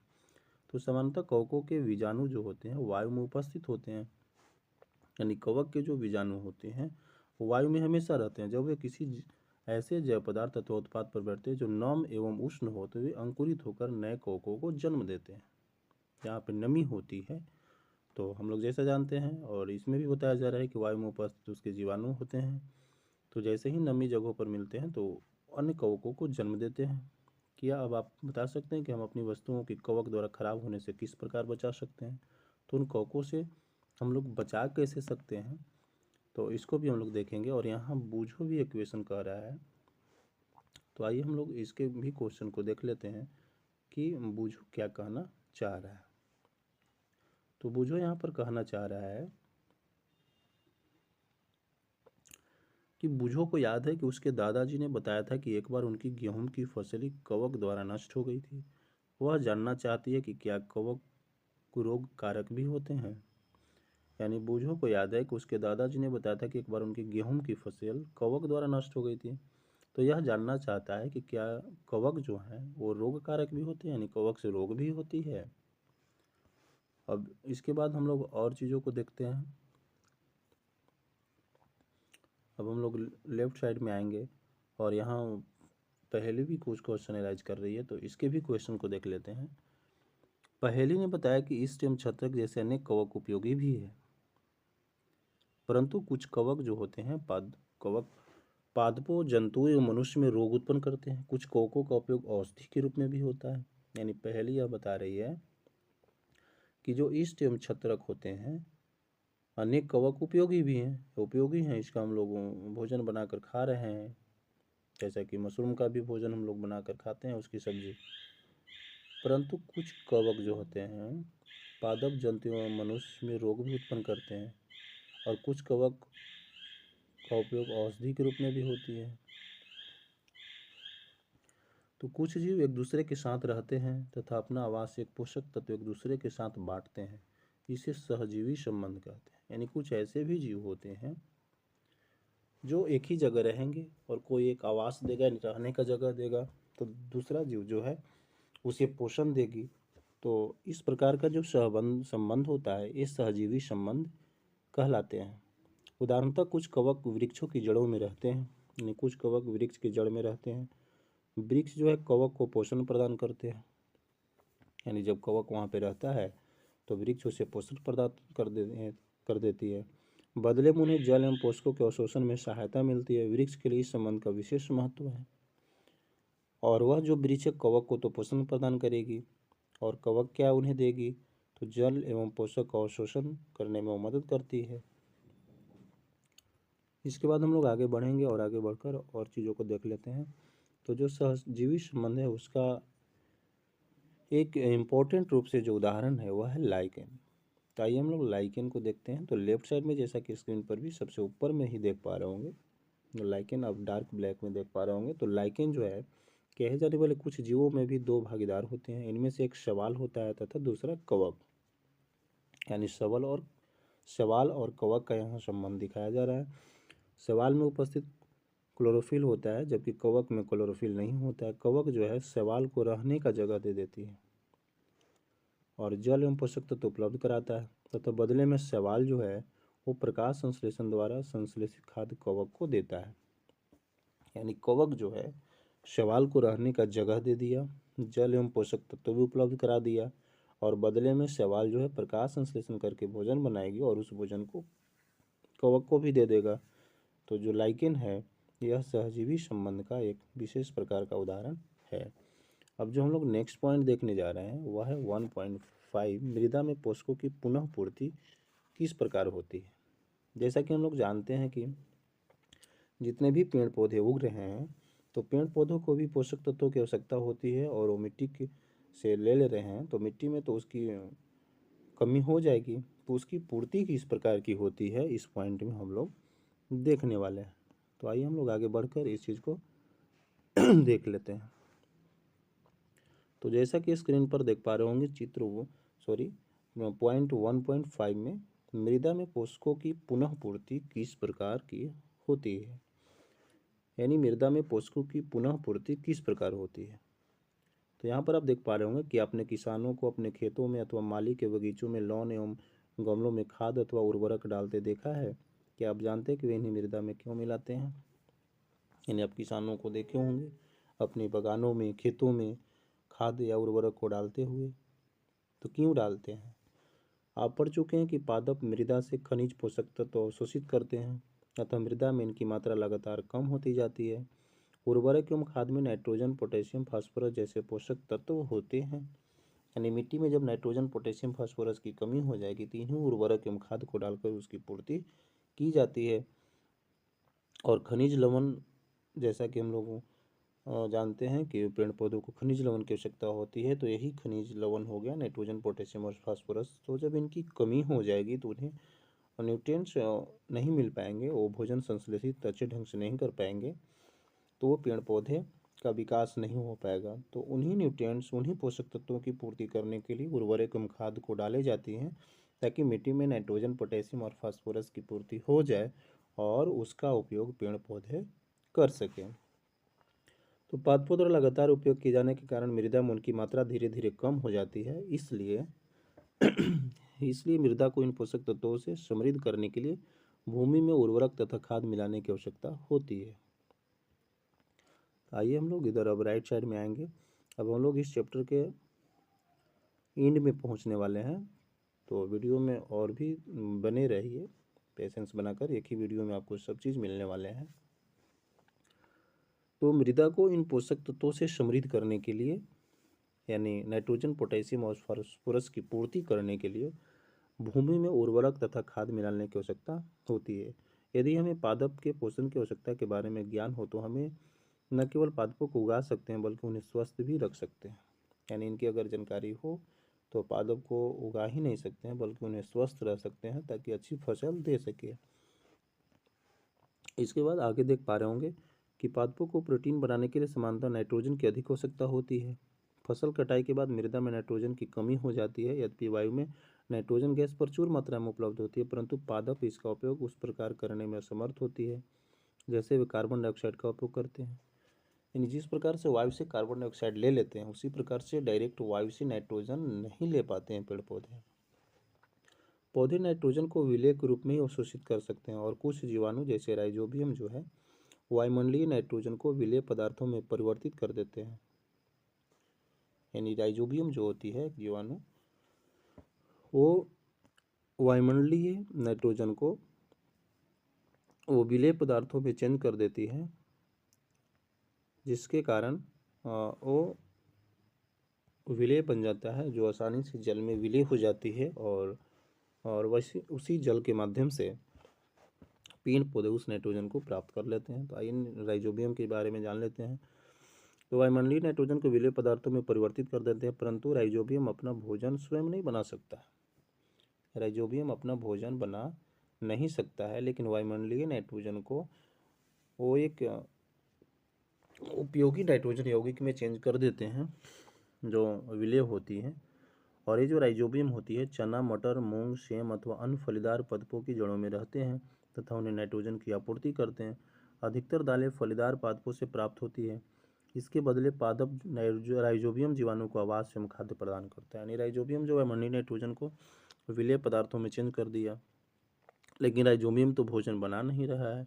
तो राइजोबियम को आवास यानी रहने का जगह खाद्य जो है वो पेड़ पौधे प्रदान करते हैं, अतः उनमें सहजीवी संबंध है। तो यह भी एक सहजीवी संबंध का उदाहरण है। इस संबंध का किसानों के लिए विशेष महत्व है। दालों की फसलों के लिए उन्हें मृदा में नाइट्रोजन उर्वरक देने की आवश्यकता नहीं पड़ती है।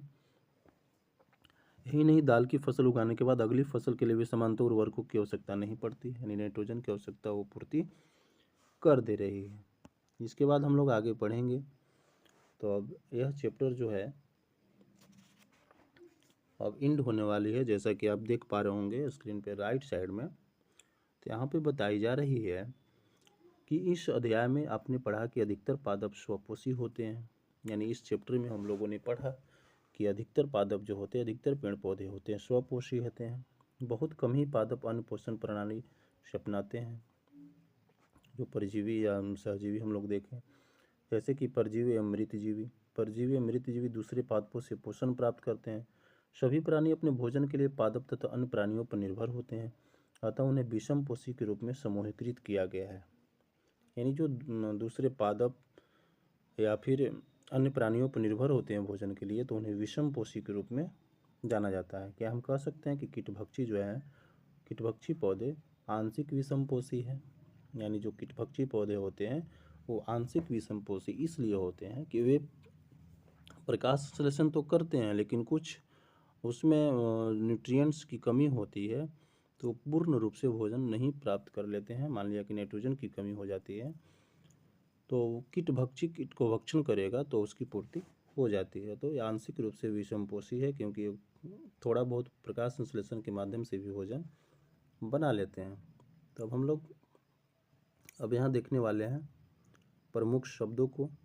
तो अब हम लोग सभी शब्दों को अच्छी ढंग से यहाँ पर देखने वाले हैं, यानी इस चैप्टर के लास्ट में जो प्रमुख शब्द हैं उन सभी को हम लोग अब देखेंगे।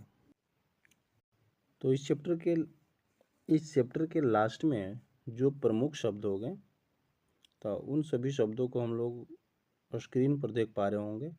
इसमें सबसे पहला है स्वपोषी। तो आइए स्वपोषी को हम लोग समझते हैं कि स्वपोषी क्या होता है।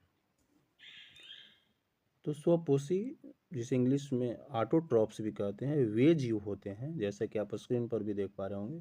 तो स्क्रीन पर आप देख लीजिए, नोट करना होगा तो इस वीडियो को रोककर आप इसको स्क्रीनशॉट भी ले सकते हैं, या वीडियो को रोककर आप इसको लिख भी सकते हैं। तो स्वपोषी यानी ऑटोट्रॉप्स, जैसा कि स्क्रीन पर आप ध्यान दीजिए, ऑटोट्रॉप्स वे जीव होते हैं जो अपना भोजन स्वयं बनाते हैं। जैसे हरे पौधे जो होते हैं सूरज की रोशनी, पानी और कार्बन डाइऑक्साइड का उपयोग करके प्रकाश संश्लेषण द्वारा भोजन बनाते हैं, और इन्हें उत्पादक भी कहते हैं। यानी स्वपोषी वे जीव होते हैं जो अपना भोजन स्वयं बनाते हैं। जैसे हरे पौधे जो होते हैं सूरज की रोशनी, पानी और कार्बन डाइऑक्साइड का उपयोग करके प्रकाश संश्लेषण द्वारा भोजन बनाते हैं, और स्वपोषी को उत्पादक भी कहा जाता है। इसके बाद हम लोग नेक्स्ट शब्द को देखेंगे, और नेक्स्ट शब्द है क्लोरोफिल। तो आइए क्लोरोफिल को समझते हैं। तो जैसा कि आप स्क्रीन पर देख पा रहे होंगे कि क्लोरोफिल एक वर्णक यानी पिगमेंट है जो पौधे को हरा रंग देता है। यह पौधों की कोशिकाओं में विशेष रूप से क्लोरोप्लास्ट नामक संरचनाओं में पाया जाता है। यानी क्लोरोफिल एक ग्रीन पिगमेंट है, एक हरा वर्णक है जो पौधे को हरा रंग देता है, और यह पौधों की कोशिकाओं में विशेष रूप से क्लोरोप्लास्ट नामक संरचनाओं में पाया जाता है। इसके बाद हम लोग नेक्स्ट जो देखेंगे वो नेक्स्ट है विषमपोषी। तो आइए हम लोग विषमपोषी को समझने वाले हैं। तो आइए स्क्रीन पर देखिए। तो स्क्रीन पर जैसा कि देख पा रहे हैं विषमपोषी, तो विषमपोषी वे जीव होते हैं जो अपना भोजन स्वयं नहीं बना सकते हैं, और इसलिए उन्हें अपने भोजन के लिए अन्य जीवों या पौधे पर निर्भर रहना पड़ता है। जैसे में जानवर के अंतर्गत आ जाएंगे मनुष्य, पक्षी, मछली, जानवर आदि, कवक भी हो गए और अमरमेल भी हो गए, ये सब विषमपोषी हो गए। तो जैसा कि आप स्क्रीन पर देख पा रहे होंगे, अब हम लोग जो नेक्स्ट वर्ड देखने वाले हैं वह है परपोषी। तो आइए हम लोग समझते हैं कि परपोषी क्या है। तो परपोषी को समझ लेते हैं कि परपोषी क्या होते हैं। जो नेक्स्ट वर्ड है परपोषी, तो परपोषी को हम लोग जैसा कि स्क्रीन पर भी देख सकते हैं, स्क्रीन पर देख लीजिए, परपोषी को हम लोग इंग्लिश में हेटेरोट्रॉप्स बोलते हैं। और परपोषी वे जीव होते हैं जो अपना भोजन स्वयं नहीं बना सकते हैं और अन्य जीवों पर निर्भर रहते हैं, जैसे जानवर, कवक और कुछ जीवाणु। तो आप स्क्रीन पर भी देख पा रहे होंगे परपोषी, जिसको इंग्लिश में हेटेरोट्रॉप्स कही जाती है, वे जीव होते हैं जो अपना भोजन स्वयं नहीं बना सकते हैं और अन्य जीवों पर निर्भर रहते हैं, जैसे कि जानवर, कवक और कुछ जीवाणु। अब जो नेक्स्ट वर्ड है वह है कीटभक्षी पादप। तो आइए हम लोग समझते हैं कि कीटभक्षी पादप क्या है। तो जैसा कि स्क्रीन पर भी देख पा रहे होंगे, कीटभक्षी पादप वे पौधे जो कीटों को पकड़कर और खाकर अपना पोषण प्राप्त करते हैं। ये पौधे नाइट्रोजन की कमी वाले मिट्टी में उगते हैं, इसलिए कीटों को फंसाकर और खाकर नाइट्रोजन प्राप्त करते हैं। और उदाहरण के रूप में आपका हो जाएगा घटपर्णी, जिसे पिचर प्लांट के नाम से भी जाना जाता है, वीनस फ्लाई ट्रैप और सनडेव। तो कीटभक्षी पादप, जैसा कि आप स्क्रीन पर देख पा रहे होंगे, वे पौधे जो कीटों को पकड़कर और खाकर अपना पोषण प्राप्त करते हैं। और ये पौधे जो होते हैं, यानी जो कीटभक्षी पादप होते हैं, नाइट्रोजन की कमी वाली मिट्टी में उगते हैं, इसलिए कीटों को फंसाकर और खाकर नाइट्रोजन को प्राप्त करते हैं। और कीटभक्षी पादप के उदाहरण हो गए घटपर्णी, जिसे पिचर प्लांट कहते हैं, वीनस फ्लाई ट्रैप और सनडेव। अब हम लोग नेक्स्ट देखेंगे, और जो नेक्स्ट जो शब्द है वह है जो नेक्स्ट वर्ड देखने वाले हैं वह है आपको पोषक। तो आइए हम लोग समझते हैं कि पोषक क्या होते हैं। तो जैसा कि स्क्रीन पर भी देख पा रहे होंगे, पोषक जिसे इंग्लिश में न्यूट्रिएंट्स कहा जाता है। तो पोषक वे पदार्थ होते हैं जो हमारे शरीर को स्वस्थ रखने और काम करने के लिए आवश्यक होते हैं, जैसे कि कार्बोहाइड्रेट, प्रोटीन, वसा, विटामिन और खनिज। तो इस प्रकार से पोषक को भी आप समझ गए होंगे, स्क्रीन पर भी देख पा रहे होंगे। अब जो नेक्स्ट वर्ड हम लोग देखेंगे वह है परजीवी। तो आइए हम लोग परजीवी को समझते हैं कि परजीवी क्या होते हैं। तो इसको भी स्क्रीन पर आप देख पा रहे होंगे, परजीवी जिसको इंग्लिश में पैरासाइट भी कहा जाता है। तो परजीवी वे जीव होते हैं जो दूसरे जीवों के शरीर या उसके अंदर रहकर उससे अपना भोजन प्राप्त करते हैं, जिससे मेजबान जीव को नुकसान पहुंचता है। यानी परजीवी जो होते हैं जिस जीवों पर रहते हैं या उस जीव के अंदर रहते हैं उससे भोजन प्राप्त करते हैं, और उससे जिस जीव में रह रहे हैं, जिस जीव पर रह रहे हैं उसको नुकसान भी पहुंचता है। जैसे उदाहरण के रूप में आप जू ले लीजिए, इंग्लिश में जिसे लाइस कहा जाता है। इसके बाद फीता कृमि हो गया, जिसको इंग्लिश में टेपवर्म भी कहते हैं। और इसके बाद अमरवेल, जिसे डोडर भी कहा जाता है। तो इस प्रकार से परजीवी वर्ड को भी हम लोगों ने देख लिया। इसके बाद जो नेक्स्ट शब्द है वह है प्रकाश संश्लेषण। तो आइए हम लोग समझते हैं कि प्रकाश संश्लेषण क्या होती है। तो जैसा कि आप स्क्रीन पर भी देख पा रहे होंगे, प्रकाश संश्लेषण वह प्रक्रिया है जिसमें हरे पौधे सूर्य के प्रकाश, पानी और कार्बन डाइऑक्साइड का उपयोग करके अपना भोजन यानी ग्लूकोज बनाते हैं और ऑक्सीजन को छोड़ते हैं। तो इस प्रकार से प्रकाश संश्लेषण वर्ड को भी समझ लिया। इसके बाद जो नेक्स्ट वर्ड है वह है मृतजीवी। तो आइए समझते हैं मृतजीवी क्या होती है। तो मृतजीवी वे जीव होते हैं जो अपना भोजन मृत और सड़े गले कार्बनिक पदार्थों से प्राप्त करते हैं, और उदाहरण के रूप में कवक, मशरूम, कुछ जीवाणु और फफूंदी भी आते हैं। तो आप इसको भी स्क्रीन पर आप देख पा रहे होंगे मृतजीवी को। अब जो हम लोग नेक्स्ट देखने वाले हैं वह है रंध्र। तो आइए हम लोग समझते हैं कि रंध्र क्या है। तो जैसा कि स्क्रीन पर भी देख पा रहे होंगे कि पौधों की पत्तियों, तनों और अन्य अंगों की सतह पर पाए जाने वाले छोटे छोटे छिद्रों को रंध्र कहते हैं, जिसे इंग्लिश में स्टोमाटा भी कहा जाता है, जो गैसों के आदान प्रदान में मदद करता है। यानी जिसकी मदद से पेड़ पौधे वायु से कार्बन डाइऑक्साइड को प्राप्त करते हैं, और भोजन बनने के बाद जो ऑक्सीजन होता है उन्हीं स्टोमाटा, उन्हीं रंध्र द्वारा वो बाहर में निकलती है। इस प्रकार से गैसों के आदान प्रदान में यह रंध्र मदद करती है। जो नेक्स्ट वर्ड है वह है सहजीवी संबंध। तो आइए सहजीवी संबंध को समझते हैं। तो सहजीवी संबंध, जिसे इंग्लिश में सिम्बायोटिक रिलेशनशिप भी कह सकते हैं, तो इसका अर्थ है कि दो अलग अलग जीवों के बीच एक ऐसा संबंध जिसमें दोनों जीवों को एक दूसरे से लाभ होता है। उदाहरण के रूप में लाइकेन, ये शैवाल और कवक के बीच का संबंध है, और एक माइकोराइजा भी होता है, कवक और पौधों की जड़ों के बीच का संबंध है। अब हम लोग जो नेक्स्ट शब्द देखने वाले हैं वह है कवक। तो आइए समझते हैं कवक क्या है। तो आप जैसा कि स्क्रीन पर भी आप देख लीजिए, कवक जिसे इंग्लिश में फंगी भी कहा जाता है, फंजाई कहा जाता है, ऐसे जीव होते हैं जो अपना भोजन सड़े हुए या मृत कार्बनिक पदार्थों से प्राप्त करते हैं, और वे पौधों या जानवरों की तरह नहीं होते हैं, जैसे में खमीर, फफूंदी और मशरूम। पौधों या जानवरों के रूप में इसलिए नहीं होते हैं क्योंकि उनका मुंह नहीं होता है, तो जानवर के अंतर्गत नहीं है। और पौधों की श्रेणी में इसलिए नहीं आते हैं क्योंकि वे प्रकाश संश्लेषण नहीं करते हैं, उनमें क्लोरोफिल नहीं होती है। अब आइए हम लोग समझते हैं नेक्स्ट जो है। आप देख पा रहे हो कि इस चैप्टर में आपने क्या सीखा, तो इस चीज़ को भी हम लोग अब देख लेते हैं। तो यहाँ पर आप स्क्रीन पर देख पा रहे होंगे, स्क्रीन पर आप देख पा रहे होंगे कि सभी जीवों को खाद्य की आवश्यकता होती है, जिसका उपयोग वे अपनी वृद्धि एवं शरीर के रख रखाव के लिए तथा आवश्यक ऊर्जा प्राप्त के लिए करते हैं।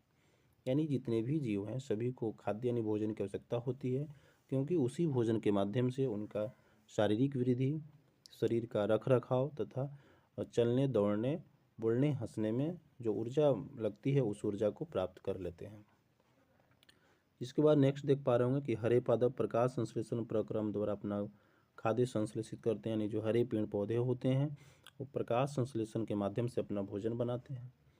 हरे पेड़ पौधे कार्बन डाइऑक्साइड, जल एवं खनिज जैसे सरल रासायनिक पदार्थों का उपयोग खाद्य संश्लेषण के लिए करते हैं, यानी खाद्य संश्लेषण के लिए उन्हें कच्ची सामग्री के रूप में कार्बन डाइऑक्साइड, जल एवं खनिज की आवश्यकता पड़ती है। इन्हीं मदद से वे प्रकाश संश्लेषण करके अपना भोजन बनाते हैं। नेक्स्ट है कि प्रकाश संश्लेषण के लिए क्लोरोफिल एवं सूर्य का प्रकाश अनिवार्य रूप से आवश्यक है, यानी प्रकाश संश्लेषण के लिए क्लोरोफिल एवं सूर्य का प्रकाश की आवश्यकता पड़ेगी। कार्बोहाइड्रेट जैसे जटिल रासायनिक पदार्थ प्रकाश संश्लेषण के उत्पाद हैं, यानी प्रकाश संश्लेषण के बाद कार्बोहाइड्रेट बनती है। प्रकाश संश्लेषण के प्रक्रम में क्लोरोफिल की सहायता से पत्तियों द्वारा सौर ऊर्जा का संचयन किया जाता है, यानी जब प्रकाश संश्लेषण होती है तो क्लोरोफिल की मदद से ही, क्लोरोफिल की सहायता से पत्तियां जो है सौर ऊर्जा को एब्जॉर्ब करती हैं। प्रकाश संश्लेषण में ऑक्सीजन उत्पादित होती है। इस ऑक्सीजन का उपयोग सभी जीवों द्वारा उनकी उत्तरजीविता के लिए किया जाता है, यानी प्रकाश संश्लेषण में ऑक्सीजन भी निर्मित होती है जिसका उपयोग सभी जीव जंतु सांस लेने में करते हैं, यानी उसके बिना जीवित नहीं रह सकते हैं। इसके बाद हम लोग आगे बढ़ेंगे और आगे 2 पॉइंट और है, तो उन दोनों पॉइंटों को भी हम लोग देख लेते हैं। तो स्क्रीन पर आप देख पा रहे होंगे जो लास्ट जो 2 पॉइंट है वह है कवक अपना पोषण मृत एवं अपघटित जैव पदार्थों से प्राप्त करते हैं, वे मृत जीवी कहलाते हैं। यानी कवक अपना पोषण, अपना भोजन मृत एवं अपघटित जैव पदार्थों से प्राप्त करते हैं, इसलिए वे इन्हें मृत जीवी कहते हैं। अमरबेल जैसे पादप परजीवी है, यानी अमरबेल पादप परजीवी है, वे परपोषी पादप से अपना भोजन प्राप्त करते हैं, यानी जिस पेड़ पौधे पर वो रहते हैं उसी से वो प्राप्त करते हैं। तो इस प्रकार से हम लोग देख ले रहे हैं कि जो कवक होती है वो मृत जीवी है और जो अमरबेल है वो परजीवी है। कुछ पादप अन्य सभी जीव अपने पोषण हेतु दूसरे जीवों पर निर्भर होते हैं, तो वही विषमपोषी, यानी जो भी पादप या अन्य जीव जो दूसरे पर भोजन के लिए निर्भर है तो वह विषमपोषी कहलाएंगे। अब हम लोग अभ्यास के प्रश्न को देखेंगे और जो इसमें सबसे फर्स्ट क्वेश्चन है वह है जीवों को खाद्य की आवश्यकता क्यों होती है, यानी जीवों को भोजन की आवश्यकता क्यों होती है। तो जीव अपनी पोषक तत्वों की आपूर्ति के लिए खाद्य पदार्थों का प्रयोग करते हैं, यानी जीवों को पोषक तत्वों के रूप में ज़रूरत पड़ती है कार्बोहाइड्रेट, प्रोटीन, विटामिन, खनिज, तो इसकी पूर्ति के लिए खाद्य पदार्थों का प्रयोग करते हैं। जीवों के विकास में पोषक तत्व आवश्यक घटक के रूप में कार्य करता है, यानी जीवों का जो विकास है, शारीरिक विकास है, वृद्धि है और ऊर्जा प्रदान करनी है, तो ये सभी खाद्य की मदद से ही मिलती है। इसके बाद जो नेक्स्ट है वह है, और आप स्क्रीन पर भी देख पा रहे होंगे, स्क्रीन को आप लोग कर स्क्रीनशॉट ले लीजिए या उसको नोट भी कर सकते हैं। जो नेक्स्ट है वह है परजीवी और मृतजीवी में अंतर स्पष्ट कीजिए, यानी परजीवी क्या होते हैं और मृतजीवी क्या होते हैं। तो जैसा कि आप स्क्रीन पर भी देख पा रहे होंगे, तो परजीवी अपने भोजन के लिए सजीवों पर निर्भर रहते हैं, जबकि मृतजीवी मृत एवं सड़े गले कार्बनिक पदार्थों पर स्वयं के भोजन के लिए निर्भर रहते हैं। और जो सेकेंड पॉइंट है वह है कि परजीवी अपने भोजन के लिए मेजबान यानी होस्ट पर निर्भर रहते हैं, यानी जिस पेड़ पर रहते हैं, जिस पौधे पर वो रहते हैं उसी पर वो निर्भर रहते हैं, जबकि मृतजीवी स्वयं को पोषण के लिए सजीवों पर निर्भर नहीं रहते हैं, क्योंकि वे मृत एवं सड़े गले कार्बनिक पदार्थों से अपना भोजन प्राप्त करते हैं। अब हम लोग नेक्स्ट क्वेश्चन को देखेंगे, क्वेश्चन नंबर 3 को। स्क्रीन पे क्वेश्चन नंबर 3 आप देख पा रहे होंगे, तो आइए हम लोग क्वेश्चन नंबर 3 को देखते हैं। तो क्वेश्चन नंबर 3 जैसा कि स्क्रीन पर देख पा रहे होंगे कि आप पत्ती में मंड यानी स्टार्च की उपस्थिति का परीक्षण कैसे करेंगे। क्वेश्चन नंबर 3 है, आप पत्ती में मंड यानी स्टार्च की उपस्थिति का परीक्षण कैसे करेंगे। तो हम लोग इस प्रश्न का अब आंसर देखने वाले हैं कि आप पत्ती में मंड यानी स्टार्च की उपस्थिति का परीक्षण कैसे करेंगे। तो जैसा कि स्क्रीन पर भी आप देख पा रहे होंगे कि पत्तियों में स्टार्च की उपस्थिति का परीक्षण आयोडीन परीक्षण द्वारा किया जा सकता है। जब हम पत्ती को अल्कोहल में उबाल कर, यानी अल्कोहल में डालने के बाद उसको उबालते हैं तो उसमें से क्लोरोफिल निकल जाते हैं, फिर उसमें आयोडीन की घोल की 2 बूंद डालते हैं, यानी जब पत्तियों में से क्लोरोफिल निकल जाएगी तो उस पत्ती पे आयोडीन की 2 या 3 बूंद डालेंगे तो उसका रंग जो है यानी पत्ती का रंग नीला हो जाएगा। तो नीला रंग हो जाना स्टार्च की उपस्थिति को दर्शाता है। इसके बाद क्वेश्चन नंबर 4 देख पा रहे होंगे कि हरे पादपों में खाद्य संश्लेषण प्रक्रम का संक्षिप्त विवरण दीजिए। यानी हरे पादपों में खाद्य संश्लेषण किस प्रकार से होती है उसके बारे में बताना है। तो हरे पौधों की पत्तियों में क्लोरोफिल होता है जैसा कि हम सभी जानते हैं, और जो पत्तियां होती है वो सूर्य की प्रकाश की उपस्थिति में भोजन बनाने के लिए CO2 और पानी का उपयोग करती है। यानी CO2 और पानी जरूरी है भोजन संश्लेषण करने के लिए पत्तियों में, और सनलाइट और क्लोरोफिल की उपस्थिति में कार्बोहाइड्रेट और ऑक्सीजन बना पाते हैं, और ऑक्सीजन जो है वो बाहर निकल जाती है जैसा कि स्क्रीन पर भी देख पा रहे होंगे। नेक्स्ट है क्वेश्चन नंबर 5, किसी प्रवाह चित्र की सहायता से दर्शाइए कि पादप जो है भोजन के मूलभूत स्रोत है। तो जैसा कि हम सभी जानते हैं कि सबसे पहले यदि जो शाकाहारी जीव होती है वो पादप को खाती है, यानी पेड़ पौधे या पेड़ पौधे के प्रोडक्ट को खाती है, उसे कोई शाकाहारी जीव खा लेते हैं, फिर उस शाकाहारी जीव को कोई मांसाहारी जीव खा लेते हैं। तो इस प्रकार से हम सभी देखते हैं कि किसी न किसी रूप में सभी जीव डायरेक्टली या इनडायरेक्टली रूप से वो पादप पर निर्भर है। और जैसा कि आप स्क्रीन पर देख भी पा रहे होंगे कि जो ग्रीन प्लांट्स है सोलर एनर्जी को प्राप्त करते हैं और वो प्रकाश संश्लेषण की प्रक्रिया द्वारा खाद्य संश्लेषण करते हैं। इसके बाद ग्रीन प्लांट्स के बाद हर्बीवोरस देख पा रहे होंगे, यानी ग्रीन प्लांट्स को हर्बीवोरस यानी शाकाहारी जीव खा लेते हैं, फिर शाकाहारी जीव को मांसाहारी जीव खा लेते हैं। और इस प्रकार से आप इन तीनों को देख रहे होंगे, ग्रीन प्लांट्स, हर्बीवोरस और कार्निवोरस, ये तीनों यानी ग्रीन प्लांट सारे पौधे सड़ने के बाद शाकाहारी जीव को मरने के बाद या मांसाहारी जीव को मरने के बाद ये डिकम्पोज हो जाते हैं और वो फिर मिट्टी में मिल जाते हैं, और वो फिर वही मिट्टी में मिलने के बाद फिर वो पेड़ पौधों के जड़ों द्वारा वो शोषित कर लिए जाते हैं उसमें से मिनरल्स। तो इस प्रकार से ये रेखा चित्र की सहायता से हम समझ सकते हैं कि पौधे जो है वो भोजन के मूलभूत स्रोत हैं। इसके बाद हम लोग आगे बढ़ेंगे और आगे देख पा रहे होंगे क्वेश्चन नंबर 6 है, इसमें रिक्त स्थानों की पूर्ति करना है। फर्स्ट क्वेश्चन है, क्योंकि हरे पादप अपना खाद्य स्वयं बनाते हैं इसलिए इन्हें स्वपोषी कहते हैं। तो फिल इन द ब्लैंक्स में स्वपोषी यहाँ पे फिलअप हो जाएगा। नेक्स्ट है, पादपों द्वारा संश्लेषित खाद्य का भंडारण जो है वो स्टार्च के रूप में किया जाता है। नेक्स्ट है, प्रकाश संश्लेषण की प्रक्रिया में जिस वर्णक द्वारा सौर ऊर्जा संग्रहित की जाती है उसे क्लोरोफिल कहते हैं। यानी क्लोरोफिल वर्णक द्वारा ही सौर ऊर्जा को संग्रहित की जाती है। नेक्स्ट है, प्रकाश संश्लेषण में पादप वायुमंडल से कार्बन डाइऑक्साइड लेते हैं तथा ऑक्सीजन का उत्पादन करते हैं, ऑक्सीजन निकाल देते हैं। इसके बाद आगे बढ़ेंगे और आगे बढ़ते हुए क्वेश्चन नंबर 7 को देखेंगे। तो क्वेश्चन नंबर 7 हम लोग जैसा कि स्क्रीन पर भी देख पा रहे होंगे, क्वेश्चन नंबर 7 में है, निम्न कथनों से संबंध परिभाषिक शब्द को बताना है। क्वेश्चन नंबर 7, निम्न कथनों में से संबंध परिभाषिक शब्द को बताइए। और इसमें क में है कि पित्त दुर्बल तने वाला परजीवी पादप एक कसकुटा हो जाता है। पित्त दुर्बल तने वाला परजीवी जो पादप है वो कसकुटा है। इसके बाद है, एक पादप जिसमें स्वपोषण एवं विषम पोषण दोनों ही प्रणाली पाई जाती है तो वह है कीटभक्षी पौधा। जैसा कि हम लोग एक्सप्लेनेशन में भी देख पाए थे इस चैप्टर के, वे रंध्र जिनके द्वारा पत्तियों में गैसों का आदान प्रदान होता है उसे रंध्र कहते हैं। इसी के माध्यम से CO2 प्रवेश करती है और ऑक्सीजन निकलती है। क्वेश्चन नंबर 8 है, सही उत्तर पर चिन्ह लगाना है। अमरवेल उदाहरण है किसी परजीवी का। इसके बाद नेक्स्ट देख पा रहे होंगे, हम लोग आगे बढ़ते हुए देखेंगे इसको। तो नेक्स्ट है, कीटों को पकड़कर अपना आहार बनाने वाले पादप का नाम।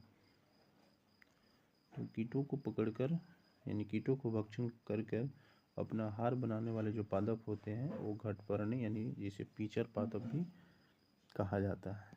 इसके बाद आगे बढ़ेंगे और आगे स्क्रीन पे देख पा रहे होंगे क्वेश्चन नंबर 9 और यहाँ पे कॉलम ए और कॉलम बी को मिलान करना है।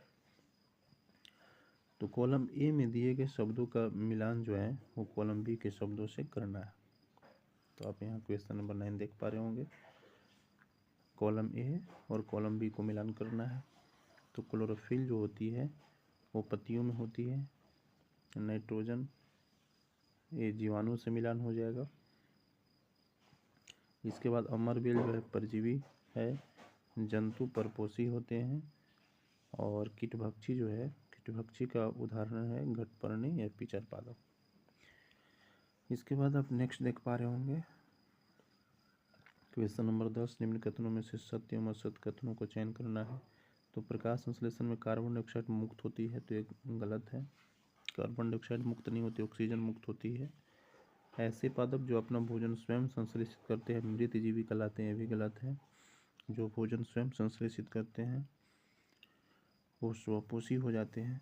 प्रकाश संश्लेषण का उत्पाद प्रोटीन नहीं है, ये सही है, क्योंकि प्रकाश संश्लेषण का उत्पाद कार्बोहाइड्रेट होता है।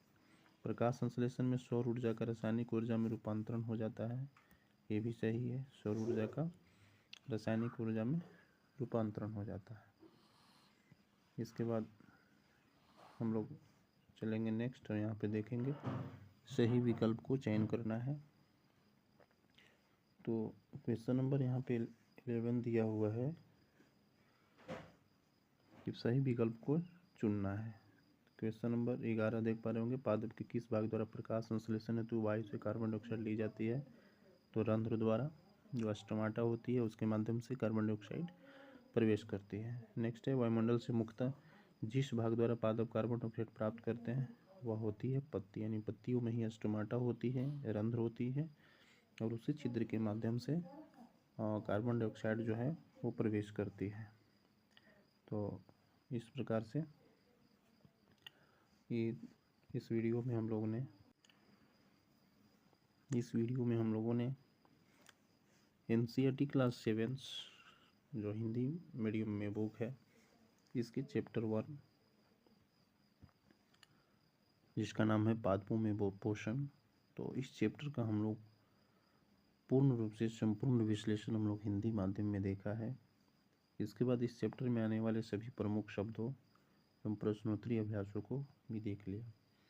तो यदि यह वीडियो आप सभी को पसंद आई होगी, अच्छी लगी होगी, तो वीडियो को लाइक भी कर देंगे और इस चैनल पर पहली बार होंगे तो चैनल को सब्सक्राइब करके बेल आइकन को प्रेस करके ऑल सेलेक्ट कर लेंगे, ताकि इस चैनल से जब भी इस प्रकार की वीडियो अपलोड होगी उसका नोटिफिकेशन आपको तक मिल जाएगी। तो चलिए अब आप सभी से मिलते हैं नेक्स्ट वीडियो में।